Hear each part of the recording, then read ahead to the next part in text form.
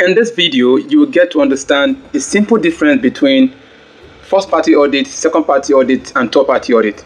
A couple of days ago, we asked a question using a particular scenario, saying that, for example, if you have an organization that wants to carry out an internal audit to understand their level of conformity to the requirement of ISO 9001 quality management system, and they engage a consultant to help them to carry out this activity. Is it a first-party audit, second-party audit, or third-party audit? We got a lot of responses from people saying it is first-party, while most people agree that it is first-party. Some actually said it is second-party, while some still said it is third-party. And there are little areas that we will get to understand what the actual answer is. And at the end of this video, I'm going to give a simple analogy to understand if it's a first-party audit, second-party audit, or third-party audit. Over the years, I've come across different professionals, even those who have gone through the training of ISO auditing, ISO courses, they still get it confused about which is which when it comes to the different kind of audits. And that is what we are going to talk about today.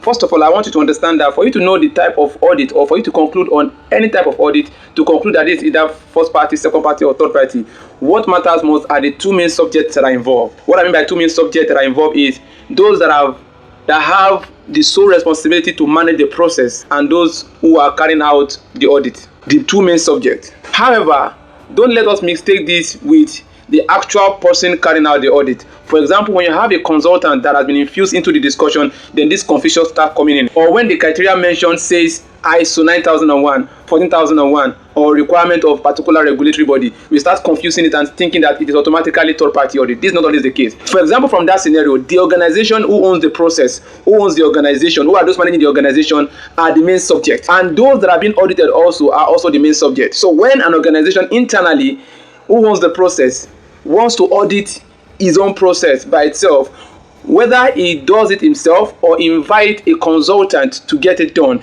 it is still an internal audit. Let me paint a simple scenario for you. You want to buy a car and you go ahead to call someone who's a car dealer and you give the person 10 million naira or 15 million naira to help you buy a particular type of brand of car. I want to ask you the question, who owns the car? Is it the person who you sent to get the car for you, or you who has given him money to help you to do it? That you have sent them money to help you to do something doesn't mean that they are the owner. It still belongs to you. So that you engage a consultant to actually help you to audit your own internal processes, that is actually still an internal audit, because what is still being audited is your own process. However, if you call the consultant to help you to audit your vendor, now second party most times or all of the time has to do with business relationship between a vendor and a client, between a customer and a supplier, between business relationship between an organization and their contractors, business relationship, key business relationship, you carry out second party. Even if you do it yourself, you go ahead, you have your internal auditors, you brought them together to go and audit one of your clients or one of your suppliers,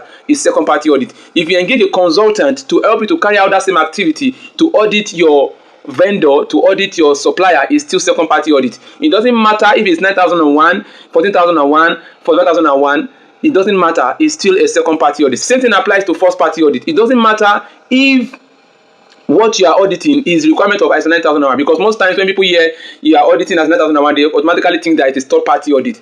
It's just a criteria. You can audit ISO 9001 internally. You can implement ISO 9001 or 14001 internally in your organization, and it still be first party audit. And you can also make it a requirement for any vendor to implement, let's say, ISO 14001 environmental management system, and that will be the criteria. It doesn't mean that it's automatically a third party. It's still a second party, because who you are auditing is your vendor, and the requirement doesn't dictate if it's first party, second party, or third party. And in the case of third party audit, it has to do with regulatory bodies or certification bodies. What do I mean? For certification bodies, we mean when a certification body, you go to meet them, that you want to meet up with the requirement of their standard. You want to get certified to ISO 9001, for example, and they come in to carry out the certification audit in order to ensure that you meet up with the requirement before they certify you. That is third party audit. Or a regulatory body that comes to audit your process in line with their requirement, maybe the NESRA Act, NIMASA regulation, boiler regulation, noise regulation, air quality, whatever is a criteria that is being used to audit you, that has been stated by regulation, but maybe backed by the act or code of conduct, whatever it is that is based on regulation that you need to conform with for you to be operational in a particular jurisdiction, in a particular country, locality, then that becomes a legal requirement.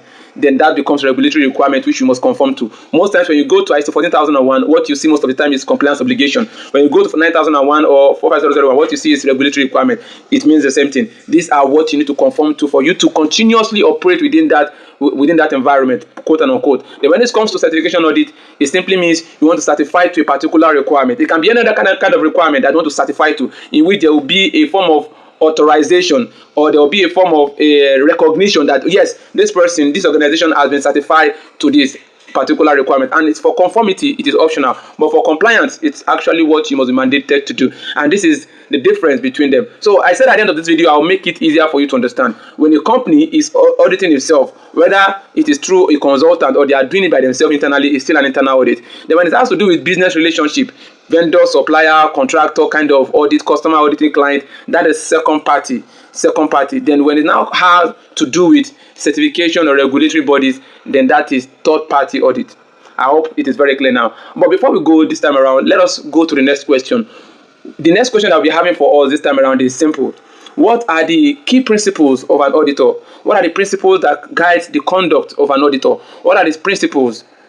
Basically, principles, if you go to the ISO standard, it is clearly stated there. There are 7 principles that guide the auditing profession. Let us hear from you. What do you think are these principles that guide the auditing profession? And on that note, see you in the next video.